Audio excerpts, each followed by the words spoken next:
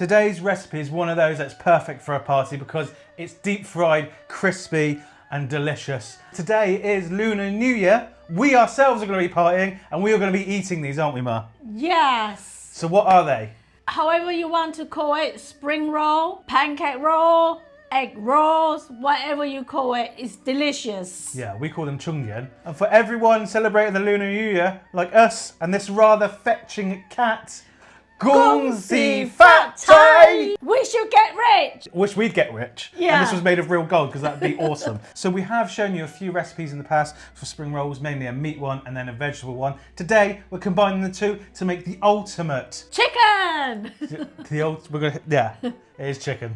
Yeah. So we're gonna chop this up. So it doesn't really matter how you cut this, as long as it's just minced, essentially, isn't it, Ma? Yes, hand mince.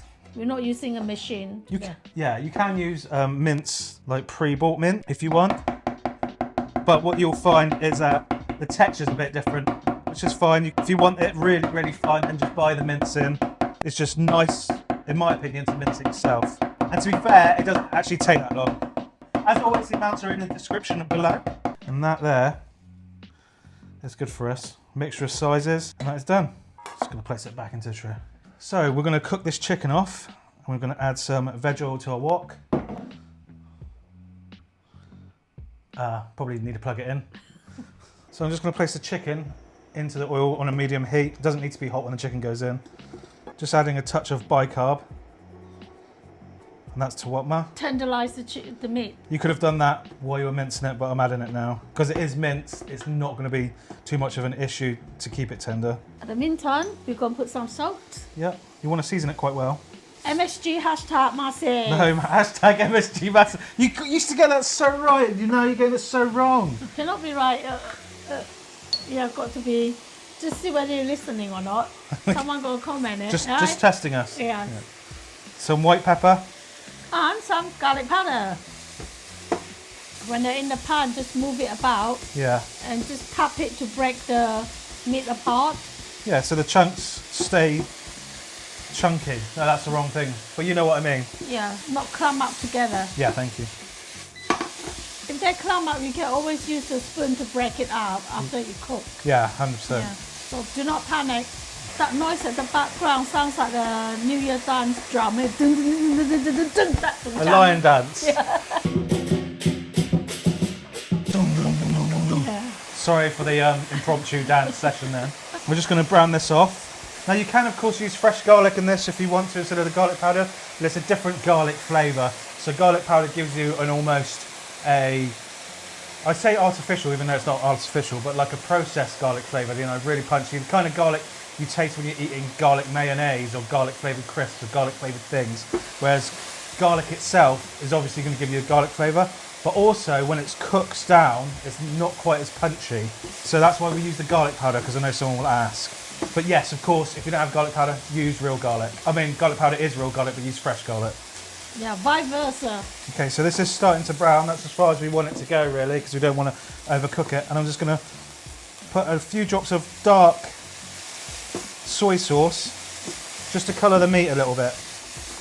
Look at that. Yeah.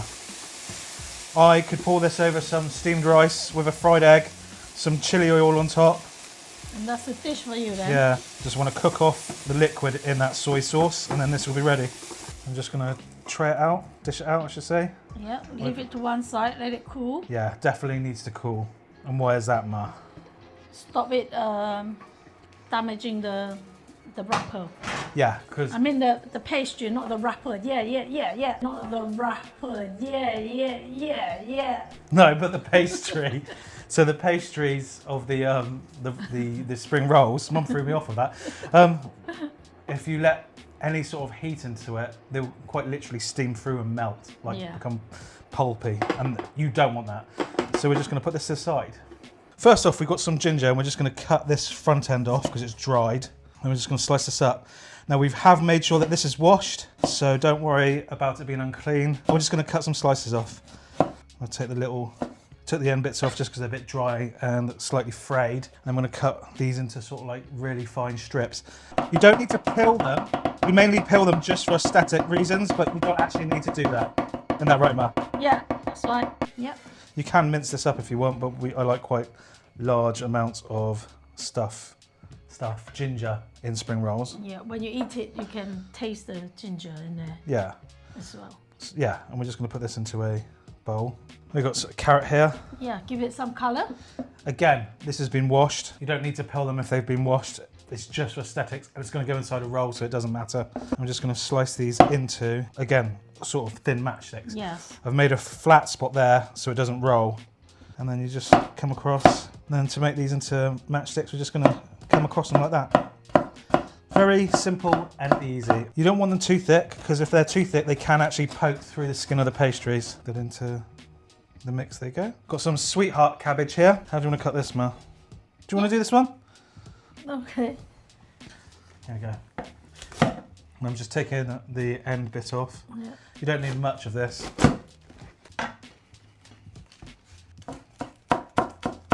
So what Mum did then, she rolled the leaf up and then chopped across it to get like a thin ribbon.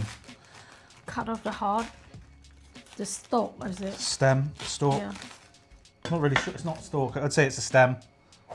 Heart will do. So we're just going to be using the green leaves today, just because we can be that picky and use them, because we're not going to use this whole cabbage, but the whole cabbage can be used. So Mum's just removing the... Not removing, just split it. It can be a bit hard.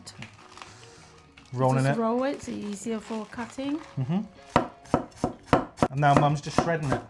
And now that goes into the mix. Now we've got some bamboo shoots, don't we, Ma? Yeah. So you literally just take them, and then we're just going to come across, again, making sort of thin matchsticks in the bowl. You don't want too many of these again, because they're quite strong flavoured. Then we've got some water chestnuts, and we're just going to chop these up into little chunks. These are just essentially for texture. You do, when you bite into it, you get the crunch as well. When these are done, straight into the bowl. And we've got some dongu, as we call these, or some of you know them as Chinese mushrooms. They're also known as shiitake mushrooms, and these are dried. We just rehydrated these by pouring hot water over them and let them sit for 20 minutes, and then just drain them off. And then I ran them under some cold water, just so I could squeeze the liquid out of them, so they're not saturated. And we're just going to finely chop these up. You don't need many because they are quite pungent. Enhance the flavour. Yeah, as we know, mushrooms full of naturally occurring MSG. Your body can't tell the difference between naturally occurring or man-made. So when people say that they can, it's impossible, because it's the same thing. Because the second MSG touches water, it separates into one glutamate and one sodium. MSG doesn't actually exist when you eat it. It's just like this. It's glutamate and sodium in it. And that goes. Now we're going to add our chicken into the mix. Yeah, the cool down chicken. Yeah, to mix we're getting a bit more, what was this, Ma? White pepper we're using. Yeah. A touch more salt. Yeah. A touch more. #MSDMassier. Okay, you got it right that time, but a little loud, that one. A little bit excited for that, weren't Yeah. Some more garlic powder. you? Yeah. We're adding a spoonful of potato starch to this, and what that does is when these ingredients start to sweat inside the rolls, potato starch will stop the water from leaking out and sort of keep Bind it together a Yeah. bit more, yeah. Not so watery. Yeah. Some people are going to put sesame oil into this. Some people are going to put soy sauce into this, or oyster sauce. You can do that, but again, that adds to the liquidness and sometimes can cause your rolls to split if you haven't rolled them very well. If you've got it seasoned well, you just want to let the ingredients in there to already speak for themselves, and that MSG will boost those flavours up. Other people will add sesame oil. We won't really add them to rolls like this, because nearly every recipe you see where someone's making anything They put sesame oil, but it's not for me, sesame oil. It's not just that. It just, the flavour just doesn't go to me. Well, not just it doesn't go, it's like in everything then. So if everything tastes like sesame oil, then everything tastes the same. You need balance. So for us in spring rolls, we don't add them. And normally when you go to a supermarket and you have a spring roll and you eat it and goes, that doesn't taste anything like a Chinese takeaway spring roll, it's because they've got loads of sesame oil on the inside. If they didn't add that sesame oil, they'd taste way more like a takeaway than that. But anyway, that's by the by. We're just going to mix this up now. Yeah. When your ingredients have combined nicely, it's time to make our rolls. So we need to make like a flour glue. So just getting some plain flour, any plain flour will do, and then some water, just cold water. I'm going to mix it up. Not quite enough yet. There we go. Yeah. You don't want it too thick, you don't want it too runny, but just the right consistent. Yeah, you also don't need to worry about lumps either. Yeah, you just fade out. And that's essentially what you're looking for. Yeah. What do you say that's like, texture-wise? Paste.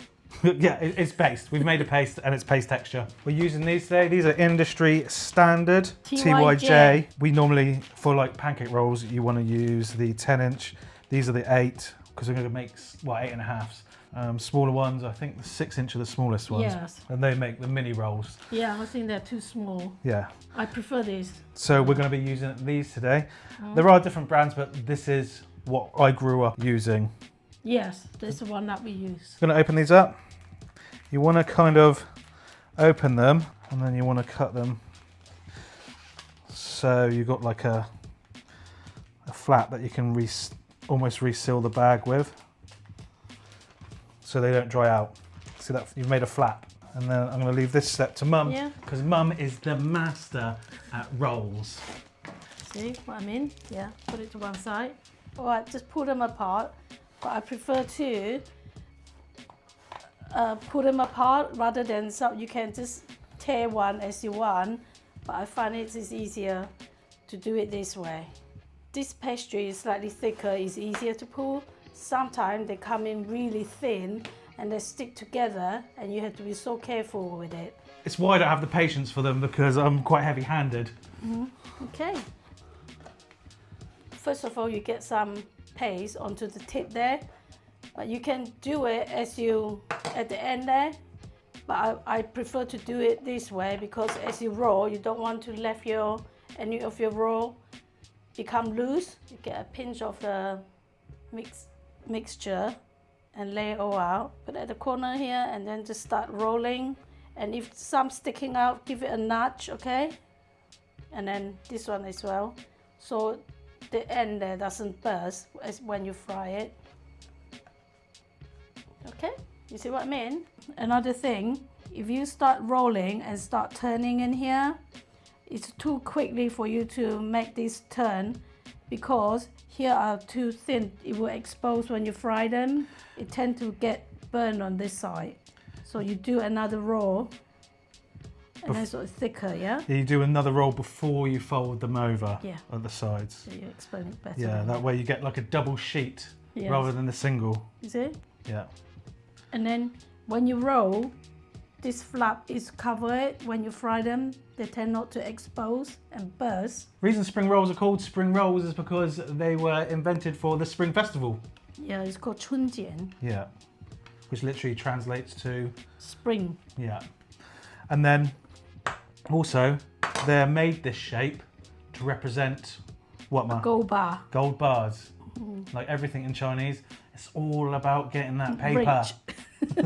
Yeah. And then you just keep folding these until they're all done. So while Mum's rolling these out, just like to point out, if you want to learn how to cook Chinese takeaway food at home, which is different from traditional food, which this is more like, to be fair, then check out our cookbooks.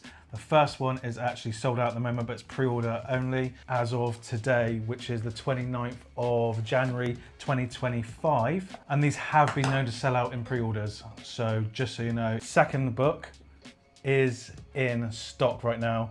This is the most recognizable recipes in here, the most common dishes you'll get.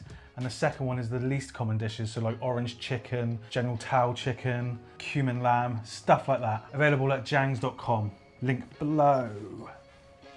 So we've had a really good example here. The pastry has dried out under our lights. So you can see there's a hole. All we're gonna do is throw some extra flour into our paste. You want it quite thick. Again, this is just plain flour. This is a quick fix, you just dip it in. And then you fixed it. But you want to do that as you're deep frying them, because I regret doing that now because I can't put it down because it's going to go soft and maybe stick. Yeah. But we can do it again when we fry it. Yeah. Yeah, then we'll show you again. Huh? Yeah. Okay. Yeah. Cut that out. Okay. We'll go fry now. Yeah. So we've got some veg oil here, and we're just going to get it really hot to about 180 degrees C. Yeah. And then we're going to turn the temperature down just to stop them from burning, essentially. If you don't want to cook all these at the same time, they will freeze. And when you go to cook them, you want to cook them from frozen. You don't want to defrost them because the pastry will just split. Yeah, it get too wet. Yeah. Too much moisture in it. Next to us, we're going to actually keep some, well, a baking tray with some kitchen roll in them, just to take them out, and so these can be drained on. A link for all the equipment we use is in our link tree in the description. Right, so here we go. Yeah, we're going to deep fry it. Like I said, this pastry is a bit dry. When it's a bit dry, you get the split end. There's nothing you can avoid. All right. Before you put it in, you just check. Like this one. It's open its mouth. All right. It's opened its mouth right there. Mum was holding it too high. I'm not sure if the camera's so right there. Then you're going to get the batter. Put it in like that. Make sure it's sealed off into the oil, and there you go. Cooking stuff like this, spider sieves are always very useful. And you can't really tell how many minutes to be precise, and because of the texture of the pastry, and it sometimes take longer, sometimes it take a bit slightly less time. Yeah. But you just have to see from your own self the eye, yeah? I know someone's going to ask, no, phyllo pastry doesn't work. It kind of does, but it's a little bit like saying, I don't have sheets to make lasagna, will spaghetti do? Yes, they're the same, but not really. Phyllo pastry is too thin. Also, it absorbs a lot more water. Yeah, Oil. It's a different sort of pastry. Why Mum's doing that is actually important to keep moving these around so that they brown evenly. If you don't keep moving them, what happens is one side will brown really dark and the other side will stay sort of pale. If you have a deep fat fryer, you can do it in a deep fat fryer as well. Yeah. So these are done now, nice and crispy. You can of course air fry these. If you want to know the time, just comment below and I'll let you know. Wow, yummy. Yeah, you can hear the crisp. Oh, now we're just going to let these drain. I'm just going to do a little dipping sauce, one that I use for myself a lot. And all I've done is got a small, literally small clove of garlic and crushed it underneath a knife. Just literally crushed it and peeled it. And I'm going to put that into like a bowl there. Got some fresh chives. This next bit is absolutely optional, but I like mine with chili. And to this I'm going to add dark soy and then a seasoning sauce. And if you want to know what seasoning sauce we prefer, just comment below. And you want a sort of 1-to-1 ratio of light to seasoning sauce. I'm just going to mix that up and then let that sit for about 10 minutes and then it's going to be fantastic. But what I normally do is, I don't know, Mum, I make this in a jar. Yes. And I put like a whole massive clove, crush the clove, put it in, the soy sauce, the seasoning sauce, the chives, and then the chilies. And I let them sit in the fridge for about 2 weeks. And the chilies almost crystallise, don't they? Yes. And they come like salty deliciousnesses. Try it. Right, so here we go. Some spring rolls. Yeah, I've forgotten what time of year it is. Lunar New Year spring rolls. Yeah. Here we go. I'm gonna actually. No, I'm gonna try it first without the dip. Happy New Year, Ma. New Year. 新年快乐。生意兴隆。身体健康。放屁。No, not 放屁。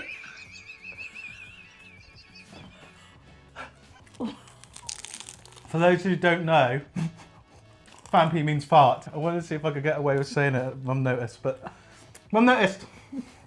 These are really, really good. Good. Yeah. You can taste the ginger and the chicken is well marinated.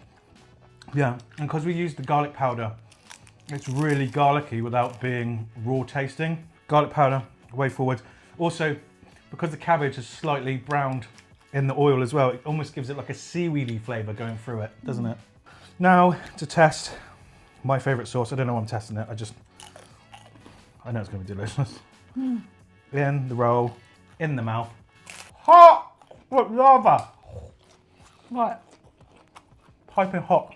Hold its heat, you know? This. So good. It's still boiling hot. Don't worry about the garlic, it cures. And because the soy sauce is quite salty, it'll keep for ages in the fridge. Try that dipping sauce. It's really good. So you can, in fact, serve these with any dips you like. Sweet chili works really well. Hoisin straight out of the tin is fantastic with these. Anything else you can think of you'd like to dump? Plum sauce. In fact, if you like a video on plum sauce, let us know and we'll do that. Obviously there are loads of, actually I think there's 7, 8 New Year dishes. This is a party pleaser. Yeah. Everyone's going to love it.